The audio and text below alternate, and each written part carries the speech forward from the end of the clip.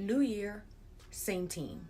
We were up 40-25, less than 5 minutes remaining in that game. We had control and we blew it. We blew it.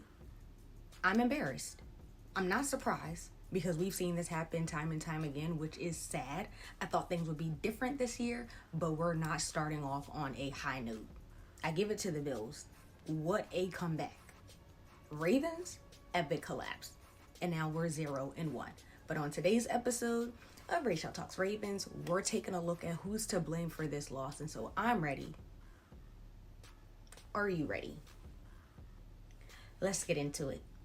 This is going to sting for a while. The Ravens fall to the Bills, the final score 41-40. And sitting at the top of my list for who's to blame for this loss is head coach John Harbaugh. The decision making was piss poor. Bad clock management, they weren't aggressive, and they let their foot off the gas. They allowed the Bills to outscore them 16-0 in the final 4 minutes of this game. And I saw this tweet floating around. Ben Solak said that the Ravens have lost 8 games since the 2021 season, when at some point in the game, they had the win probability of at least 90%. That's unacceptable. I'm very disappointed in the Ravens defense. Take Kyle Hamilton out of it. I thought he was the best defensive player on the field. But defensive coordinator Zach Orr was not as aggressive as I would have liked in the second half. Where was the pass rush? Nnamdi Madubuike was the only Ravens defensive player to record a sack. We need more pressure. We need more sack production. Kyle Van Noy, I expected more. Nate Wiggins had some good plays, but he also had some bad plays as well. Roquan Smith, I thought, looked pretty mid. Jaire Alexander looked washed. He was not ready, clearly. Rookie Malachi Starks almost had an interception, but he dropped it. I'm trying to give him some grace because he's a rookie, but missed opportunities. I just thought that the defense, I expected so much more from the defense, and so I'm very disappointed. Ball security was an issue. We had 2 fumbles, one of which was lost, not okay.